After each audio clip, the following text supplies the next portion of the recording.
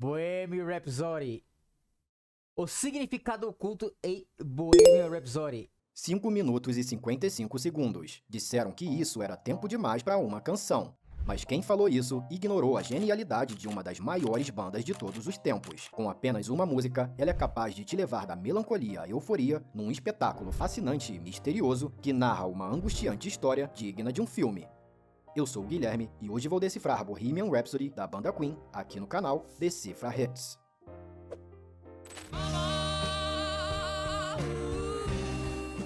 Não importa qual seja o seu gênero musical favorito, Bohemian Rhapsody é diferente de tudo que você já ouviu na sua vida. Essa obra-prima desperta um sentimento único e inexplicável em quem a ouve pela primeira vez. E um dos principais motivos para isso é a sua peculiar estrutura. Como o próprio título revela, Bohemian Rhapsody é uma rapsódia, ou seja, ela é uma peça musical formada por partes aparentemente independentes, mas que juntas contam uma história surpreendente. E detalhe, não basta você olhar a tradução, pois a letra é uma das mais enigmáticas já criadas. Mas relaxa, que é para isso que o Decifra Hits existe.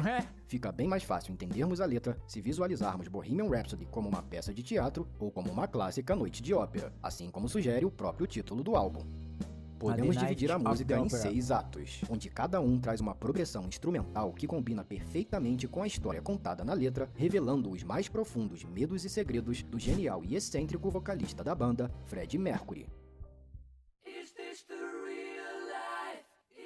This fantasy. A primeira parte dessa música funciona como um alicerce de uma construção, começando de uma forma muito suave, trazendo o mínimo de som. Mas mesmo nesse minimalismo, já notamos a riqueza dessa canção. O que no clipe parece ser toda a banda cantando em coro, na verdade é apenas a voz de Freddie Mercury refletindo os questionamentos de um protagonista confuso sobre algo misterioso que está acontecendo com ele. O tom ecoante do coral traz uma sensação típica de um sonho lúcido, como se ele estivesse despertando para uma nova e desconhecida realidade.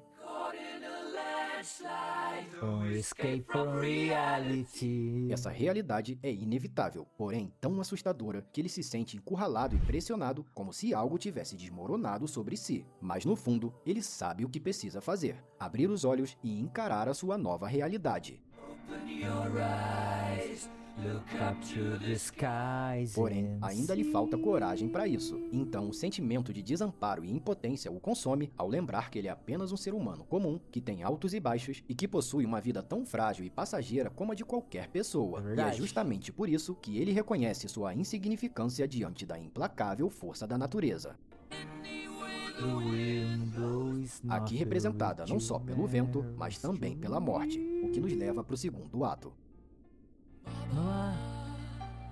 Matei o homem! O protagonista, que antes estava confuso, confessa para sua mãe que matou um homem e que agora aguarda pelo seu julgamento. De toda a música, essa é uma das linhas que mais geraram especulações e teorias dos fãs. Apesar de a composição final ter sido um trabalho em conjunto da banda, a letra e, portanto, o seu verdadeiro significado veio inteiramente da mente genial de Freddie Mercury. Ele sempre dizia que Bohemian Rhapsody era sobre relacionamentos e nunca confirmou estar falando dele próprio nesse clássico. Porém, a verdade é que quando descobrimos toda a história dessa música, é impossível não a relacionarmos com os conflitos. O homem que ele mata são os conceitos dele, né? Eu sempre entendi dessa forma, que foram os conceitos. Eu matei o homem, puxei o gatilho e agora ele está morto. Mãe, a vida apenas começou, entendeu? É tipo como se eu fosse, mãe, a minha vida começou agora, entendeu? Eu não sou mais aquela pessoa. Então agora eu sou uma pessoa diferente, quer ver? De um artista muito à frente do seu tempo e que por isso precisou travar certas batalhas difíceis extremamente de serem vencidas. ao tempo dele. O verso Mama, I Just Killed a Man surgiu no final dos anos 60, quando Fred escreveu a canção que seria chamada de The Cowboy Song, mas que acabou virando essa parte de Bohemian Rhapsody. É justamente esse verso a chave para entendermos o significado de todo o restante da música. E uma das teorias mais aceitas é que o cantor estava se referindo à sua própria sexualidade. Freddie Mercury foi criado em uma família tradicional de uma região de influência islâmica da África Oriental chamada Zanzibar. E embora hoje seja público o fato de Fred ter se relacionado tanto com homens quanto com mulheres, ele sempre tentava se esquivar sobre isso quando questionado em entrevistas e nunca admitiu oficialmente ser bissexual. Então é claro que a sua sexualidade era um peso que ele carregava, ainda mais se lembrarmos que estamos falando de uma época em que assuntos como a comunidade LGBT não eram tão discutidos quanto hoje em dia. Mano, antes era foda, velho. Antes era foda. Antes Hoje deu uma diminuída, mas, meu, a cara viado, mano, falava que era bi, mano, isso era motivo de chacota. Então, alguém se assumir como homo ou bissexual Hoje era ninguém tá se considerado importando. praticamente um crime para É, boa ó, parte das isso é pessoas. louco. E no caso de Fred, isso poderia acarretar em graves consequências tanto para sua vida pessoal quanto para sua carreira artística. Portanto, a confissão do protagonista à mãe pode refletir uma conversa que a maioria das pessoas LGBT precisam ter com seus pais em algum momento da vida. E para muitas pessoas, abraçar a sua verdadeira identidade significa matar o seu antigo eu. Aliás, essa não é apenas uma teoria de fãs. Muitas pessoas próximas de Fred já demonstraram a mesma percepção. Enquanto o guitarrista Brian May declarou isso de uma forma mais leve, dizendo acreditar que a letra fala dos traumas da vida de Mercury por ser uma pessoa muito complexa, o músico Tim Rice, que trabalhou em algumas canções do Queen, foi mais direto. Há uma mensagem muito clara. É Fred assumindo ser gay. É como se ele tivesse matado o velho Fred, a pessoa hétero que existia antes. Ele destruiu o homem que estava tentando ser e agora é ele, tentando viver como um novo Fred. A parte da ópera o traz ainda assombrado pelo que fez e pelo que é. Toda vez que eu ouço a música, penso nele tentando se livrar de um Fred e abraçar o outro, mesmo após todos esses anos. Matar o seu antigo eu para Fred não foi somente em relação à sua sexualidade. Ele tinha uma personalidade única e excêntrica, gostava de usar roupas mais maluco, extravagantes em suas apresentações, Quebrado, vivendo né? como um verdadeiro artista boêmio, o que também explica o título dessa canção. Nascido como Farrokh Bulsara, ele decidiu mudar seu nome para se adequar melhor à sua realidade e identidade. Ele já usava o apelido de Fred em sua Mentira, ele falou que não queria aceitar ele com um nome. Com um nome muçulmano. E tinha que ter um nome branco. juventude. Porém, o sobrenome Mercury veio de uma música que ele mesmo escreveu, A My Fairy King. Mother Mercury, look what they've done to me. E após o protagonista revelar o seu crime para sua mãe, ele começa a se lamentar pelo seu cruel destino que se aproxima. Mesmo dominado pelo medo das consequências de sua atitude, sentindo arrepios na espinha e com dores no corpo, ele se despede pela última vez e resolve deixar tudo para trás, seguindo em frente para encarar a verdade e receber o seu julgamento final. Gotta leave you all behind and face. Em outras palavras, ele está prestes a mostrar para o mundo quem ele realmente é, mas isso causa nele um imenso pavor, ao ponto de ele gritar a todos que não quer morrer, ao mesmo tempo que se sente culpado pela sua própria natureza, desejando nunca sequer ter nascido. E é nesse momento que se inicia o terceiro ato, que se resume no icônico solo de guitarra de Brian May.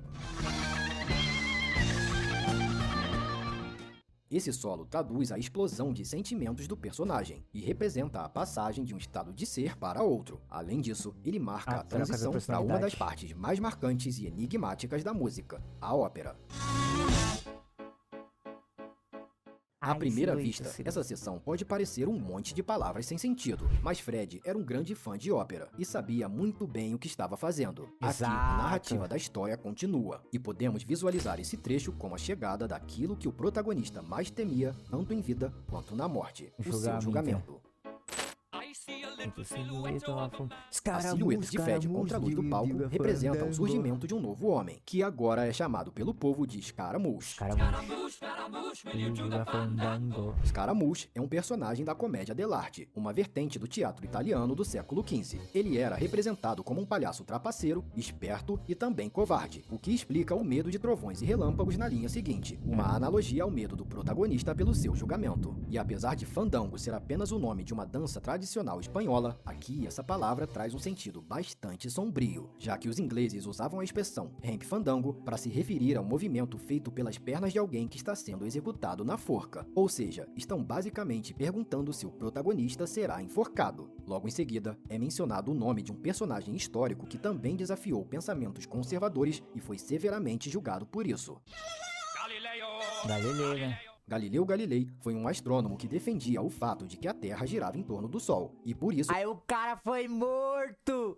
Aí os caras hoje em dia falam que a Terra é plana, caralho! Foi ameaçado de morte pela Inquisição no século XVII, tendo que negar suas próprias descobertas para poupar sua vida. Muitos dizem que Fred colocou Galileu na música como uma forma de homenagem ao guitarrista Brian, que é doutor em astrofísica. Além disso, eles também exaltam Fígaro, que é uma ópera clássica composta por Mozart.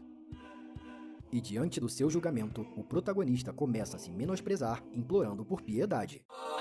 Bicycle boy, nobody loves. Mas eu sou Ih, apenas um pobre ai, garoto. esse Ninguém me boy, ama. don't worry, A princípio, family. ele até consegue convencer algumas pessoas a defendê-lo. Ele é apenas um garoto pobre de uma família pobre. Poupe a sua vida dessa monstruosidade. Ainda suplicando por Walls, clemência, The Walls aqui, ele hein? pergunta se vão deixá-lo ir embora, mas recebe uma dura resposta. Will you let me go?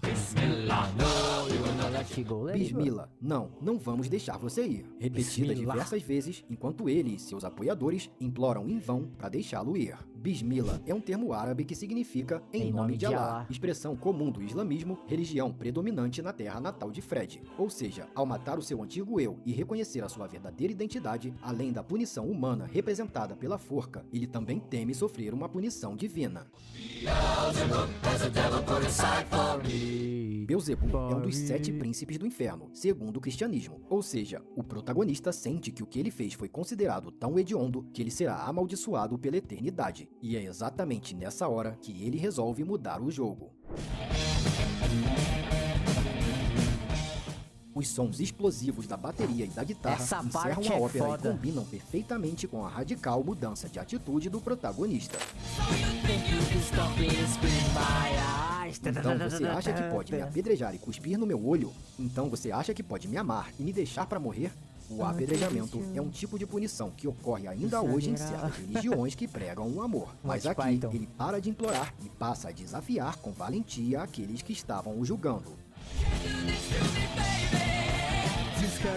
Não, você não pode fazer isso comigo. Tenho que sair daqui agora. Como a Fênix, o protagonista ressurge nesses versos de forma gloriosa. Ele consegue superar as suas angústias e finalmente abraça sua nova identidade para o mundo. E isso nos leva ao ato final. O protagonista finaliza declamando as mesmas frases do início da música, mas dessa vez elas parecem ter um significado diferente. Nada realmente importa, todo mundo pode ver. De qualquer forma, o vento irá soprar. Se no início essas frases expressavam o medo e a opressão, aqui elas indicam um sentimento de paz e libertação, de alguém que resolveu reconhecer e assumir a sua verdadeira natureza, independente do julgamento intimidador que possa existir.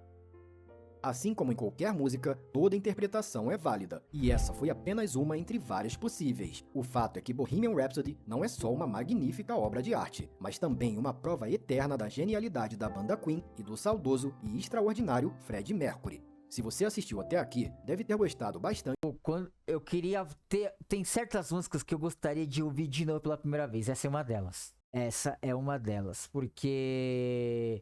Eu lembro a primeira vez que eu vi, mano. Foi, mano, que é isso?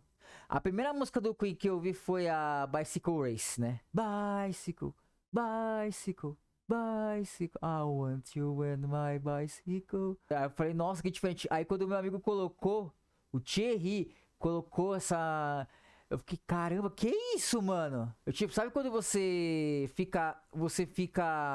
Fala, caralho, o que tá acontecendo? E é uma das músicas que eu mais gosto, velho. Mas, pelo visto, a percepção que eu tinha da música era mais ou menos essa, que a música, quando fala assim, eu matei uma pessoa, matei uma pessoa e puxei o gatilho, agora ele está morto. Era um significado, que ele estava abandonando o que ele não gostava para ser aquilo que ele é. E eu acho que todo mundo faz isso, velho. Todo mundo mata aquela pessoa que você não quer, assim, metaforicamente falando, tá? Não vamos pra você matar lá a pessoa, não. Falando assim, você mesmo, vai. Uma coisa que você não gosta de você mata e volta. Acho que todo mundo faz isso. Um puta vídeo, meu. Qual que é o outro que a gente ia ver? Se curtiu, se inscreva no canal e deixe um like com comentário. Até mais!